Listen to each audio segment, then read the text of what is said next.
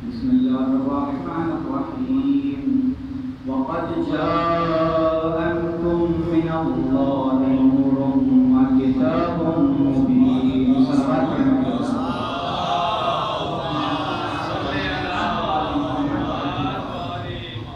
أعوذ بالله من الشيطان الرجيم بسم الله الرحمن الرحيم الحمد لله الذي جعلنا من المتمسكين بالقرآن العظيم وجعلنا من المتمسكين بالولاية علي بن أبي طالب عليه الصلاة والسلام سلام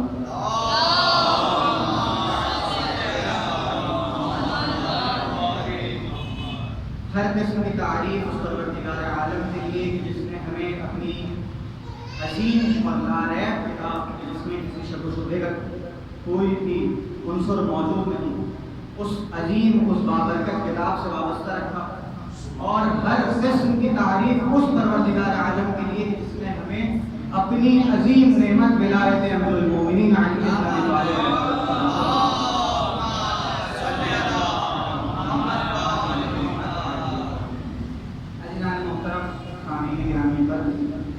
آج جو محرم الحرام اور آج کے دن کی نسبت ہے جناب امام حسین کی کربلا پہنچنے کہ آج کے دن جو محرم کو امام حسین کربلا پہنچے.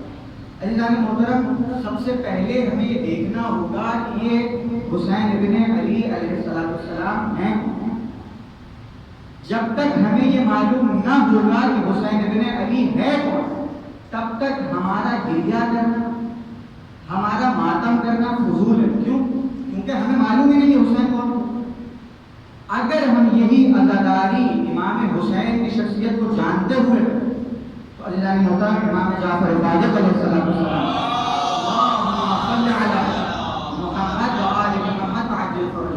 امام فرماتے ہیں کہ عزادار کی آنکھ سے نکلنے والا ایک آنسو چاہے وہ مکھی کے پر کے برابر ہی کیوں نہ. مکھی کا پر نہایت چھوٹا سا ہوتا ہے تو امام فرماتے ہیں اگر مکھی کے پر کے برابر بھی کوئی میرے جد امام حسین علیہ السلام پر گریہ کرنے کی نیت سے ایک چھوٹا سا آنسو بہاتا ہے تو گویا اس کا یہ آنسو اتنی فضیلت رکھتا ہے کہ میرے چھٹے مولا ارشاد فرماتے ہیں کہ اگر اس کے گناہ سمندر کے جھاگوں کے برابر ہوں گے تو میں جعفر صادق اس کی شفاعت کروں. سلامات پڑھیں گے کے بابا محمد عزیزان محترم ہمیں سب سے پہلے کام جو کرنا ہے وہ ہے معرفت امام. اگر معرفت امام نہ ہوگی تو ہم ظاہر سی بات ہے جب ایک شخصیت کو ہم پہچان نہیں سکتے جب اس کی پہچان ہمارے پاس نہیں ہے کہ وہ آخر ہے کون تب تک ہم کچھ بھی نہیں کر سکتے. نہ اپنی محبت کا اظہار کر سکتے نہ اس کے غم میں آنسو بہا سکتے. عزیزان محترم رسول اکرم صلی اللہ علیہ وآلہ وسلم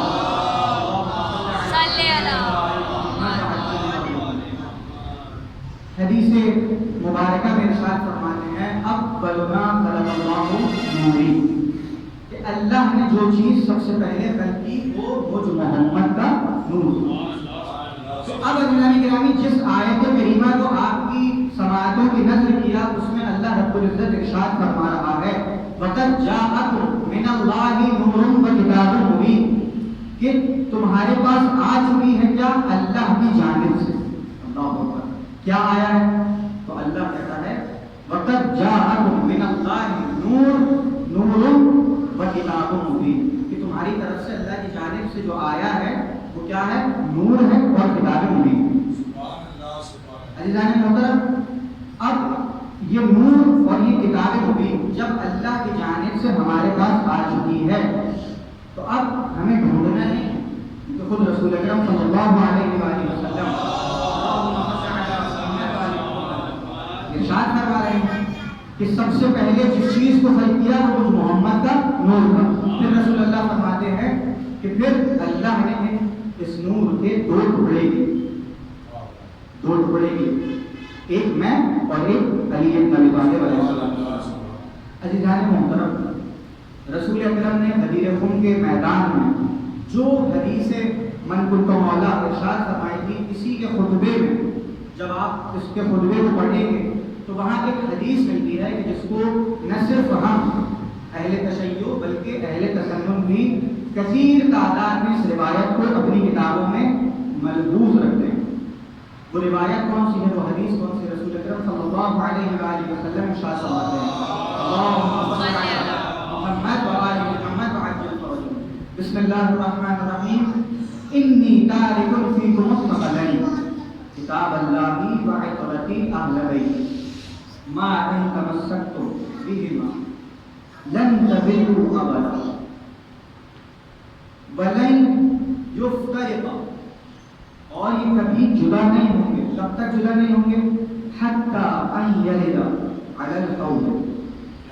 کیا فرمایا کہ میں تمہارے درمیان دو گراں قدر چیزیں، دو بھاری ترین چیزیں چھوڑ جا رہا ہوں.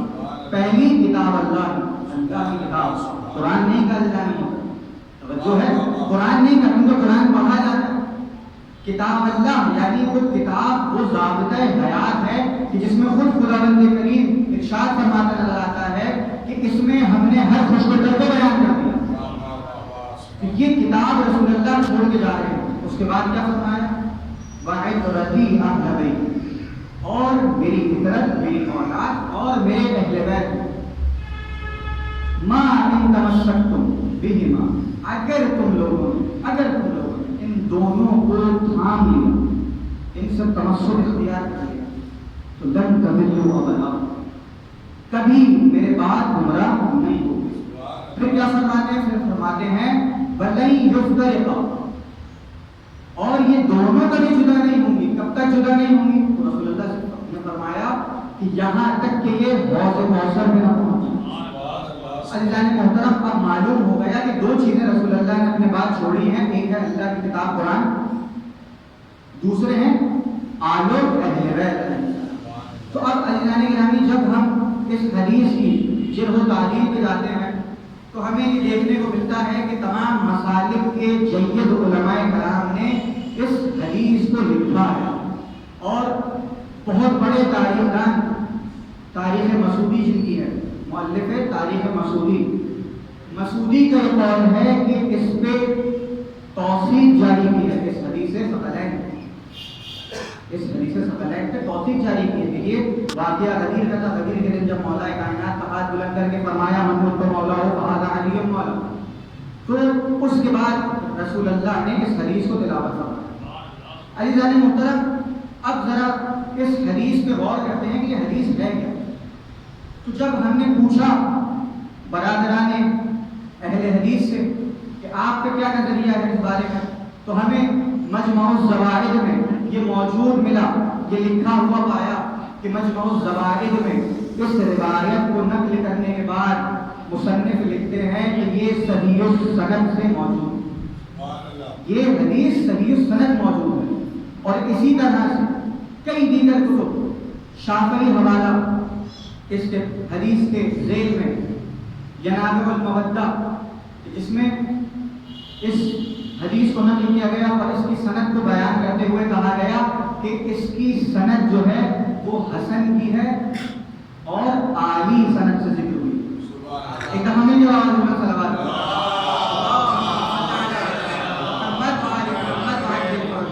اور جبکہ اسی حدیث کے مخالف، کیونکہ یہاں اہل بیت کا تذکرہ تھا کہ میرے بعد گمراہ نہیں ہوں گے اگر تم نے قرآن اور اہل بیت کو تھاما. تو اب اس حدیث کی ویلیو کو ڈیگریڈ کرنے کے لیے اس کے خلاف ایک حدیث گڑھی گئی، ایک جعلی حدیث کا وضع کیا گیا. وہ حدیث کیا تھی کہ رسول اکرم نے فرمایا کہ انی تارک فیکم الثقلین کتاب اللہ و سنتی. یہ گڑھی گئی کہ اگر میں تمہارے درمیان دو گراں قدر چیزیں چھوڑے جا رہا ہوں، ایک اللہ کی کتاب قرآن، دوسرا میری سنت. عزیزان محترم، اگر سنت کو رسول اللہ چھوڑ کے گئے تو اب اسی کی سند کو بیان کرتے ہوئے موطا امام مالک نے لکھا کہ اس کے تمام راوی جو ہے وہ جھوٹے ہیں، کذاب ہیں. لفظ موجود ہے کہ یہ تمام کے تمام کذاب ہیں. عزیزان محترم، چونکہ ہمارے مکتب میں رسول اللہ نے دو چیزیں چھوڑی اور جن سے ہم نے دوری بھی اختیار کی کہ قرآن صرف ہم نے اپنی بیٹیوں کو جہیز میں دینے کے لیے رکھ لیا اور حدیث معصوم کے طریق کو جاننے کے لیے. کیوں؟ کیونکہ ہم یہ سمجھتے ہیں کہ شاید ہمیں قول معصوم سمجھنا، جبکہ ایسا بالکل بھی. تو عزیزان محترم، اب موطا امام مالک نے لکھا کہ اس کے تمام راوی جو ہے وہ مشکوک ہیں، اور یہ سند جس سند سے بیان کی گئی ہے اس کی سند مرسل ہے. مرسل سند وہ ہوتی ہے کہ جو سند کسی صحابی تک نہ پہنچے، اس کو سند مرسل کہا جاتا ہے. تو اب امام مالک نے لکھا کہ یہ سند جو ہے وہ مرسل ہے. ایک دفعہ مل کے بابا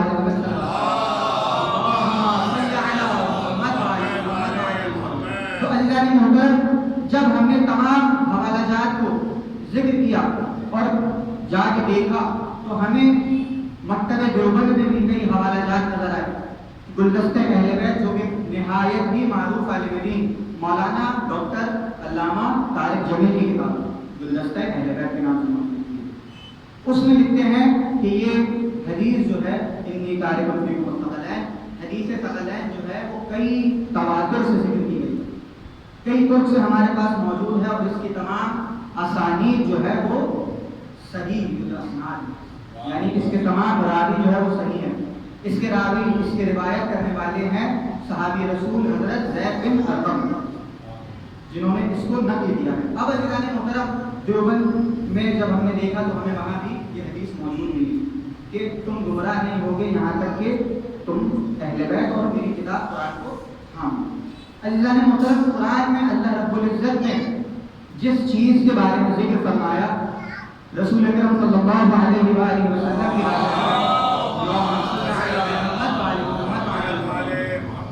کہ سورہ یاسین میں کچھ اس طرح سے اللہ اپنے رسول سے گویا ہوا کہ یاسین والقرآن الحکیم انک لمن المرسلین. اور اسی کتاب گلدستہ اہل بیت میں جو مکتبہ دیوبند کی ہے، اس میں مولانا طارق جمیل صاحب لکھتے ہیں کہ یاسین، یہ سورہ یاسین جو ہے وہ دنیا کی خلقت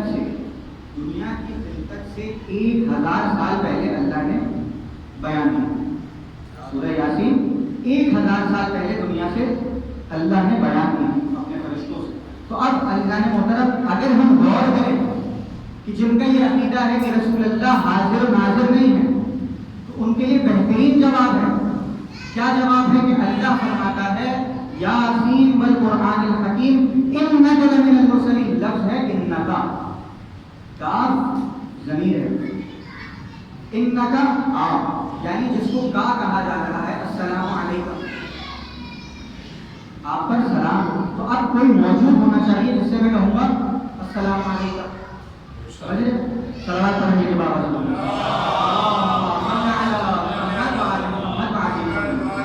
تو اب رسول اللہ صلی اللہ علیہ وآلہ وسلم کی ذات ماننا پڑے گی کہ رسول اللہ وہاں موجود تھے، کہ اللہ نے کہا انک لمن المرسلین.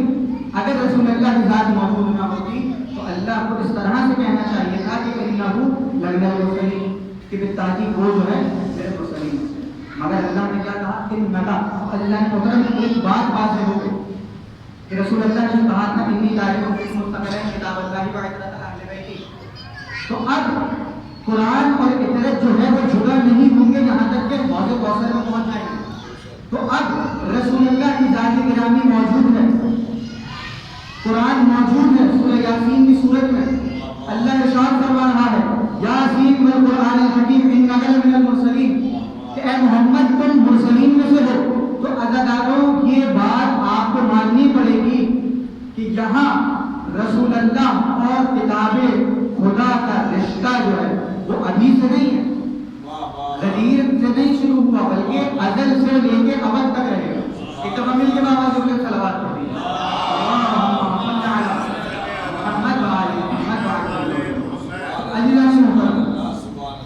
یہ قرآن کبھی جدا نہیں ہوگا، یہ اہل بیت کبھی جدا نہیں ہوگا یہاں تک کہ حوض کوثر میں پہنچ جائے. اب رسول اکرم صلی اللہ علیہ وآلہ وسلم پہ نازل ہوا قرآن. قرآن میں اللہ رب العزت نے جس چیز کا سب سے زیادہ ذکر کیا اور لطف کے ساتھ کیا، صرف ذکر نہیں کیا، کیونکہ ذکر تو اگر ہم یہ کہیں کہ قرآن میں مثال کے طور پر نماز کا ذکر ہے تو لوگ ہم پہ اعتراض اٹھائیں گے کہ قرآن میں تو ابلیس کا بھی ذکر ہے۔ تو اب قرآن میں جس شخصیت کا یا جس چیز کا یا جس نعمت کا سب سے زیادہ ذکر ہو اور لطف کے ساتھ ہو وہ افضل قرار پاتی ہے۔ تو اگر ہم نماز کے بارے میں دیکھیں تو اللہ رب العزت نے سب سے زیادہ جس چیز جس عبادت کا سب سے زیادہ ذکر کیا ہے اور لطف کے ساتھ کیا ہے وہ ہے نماز۔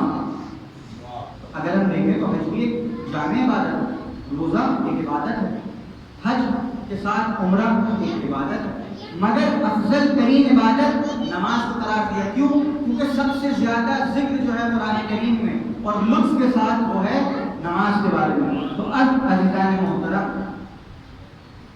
ہم پہ یہ آشکار ہوا کہ جس چیز کا قرآن میں سب سے زیادہ ذکر ہو اور لطف سے ہو وہ چیز افضل ہوتی ہے۔ تو اب ہم اگر کسی شخصیت کو ڈھونڈنے کتاب میں نہیں، قرآن میں کسی شخصیت کو ڈھونڈیں اور قرآن سے پوچھیں کہ اے قرآن تمہارے نزدیک سب سے افضل ترین شخصیت رسول اللہ کے بعد کون سی ہے؟ تو عزیزان محترم بلا شک قرآن آواز دے گا کہ رسول اللہ کے بعد علی بن ابی طالب علیہ السلام۔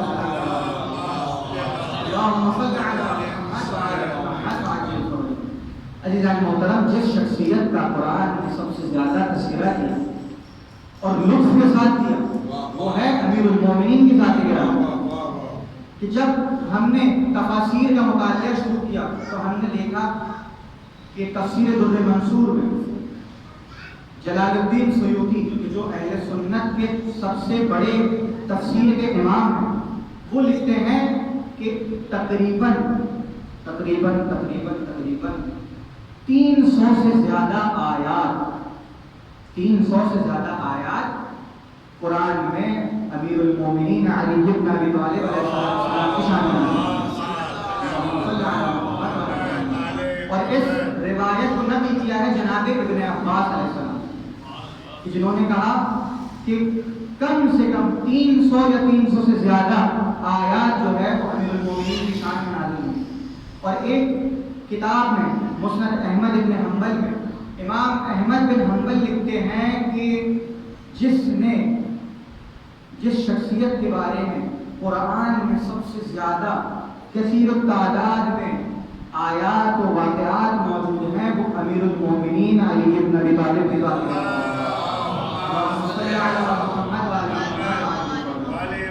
یعنی سب سے زیادہ قرآن کریم نے جس کا ذکر کیا ہے، جس شخصیت کا ذکر کیا ہے اور لطف کے ساتھ کیا ہے وہ امیر المومنین کی ذات ہے۔ اس کے علاوہ یہ تو تھا صرف قرآن، اب حدیث میں بھی رسول اکرم صلی اللہ علیہ وآلہ وسلم سے جو منقول شدہ احادیث ہیں ان میں بھی تمام محدثین نے اس بات پر متفق علیہ قول نقل کیا ہے کہ حدیث میں علم حدیث میں جس شخصیت کے بارے میں جس کے فضائل کے بارے میں سب سے زیادہ احادیث موجود ہے اس شخصیت امیر المومنین علی بن ابی طالب کی ذات ہے۔ مگر عزیزان گرامی اسی علی بن ابی طالب سے بغض و عداوت کی خاطر اسی علی کی دشمنی میں کچھ لوگوں نے ایسے لوگوں کو اپنا امام منتخب کیا کہ جنہوں نے امام حسین علیہ السلام کی قتل کا منصوبہ کیا۔ حضراتوں آج 2 محرم الحرام ہے اور آج میں مولا کربلا تشریف لائے ہیں۔ حضراتوں یہ وہ گھرانہ ہے جس کے بارے میں اللہ رب العزت ارشاد فرما رہا ہے اللہ اسألکم علیہ اجرا الا المودۃ فی القربى رسول ان لوگوں سے کہہ دیجیے میں جو رسالت اس کے سوا کچھ نہیں چاہتا، پھر قرابتاروں سے محبت رکھو۔ عزادار سنت نے اس طرح سے جو رسالت ادا کیا کہ خاص رجب مجرد مرجب کو امام حسین کو مدینہ چھوڑنے پر مجبور کیا گیا۔ عزادار میرا مولا اپنے نانا کا وطن چھوڑ کے جگمگ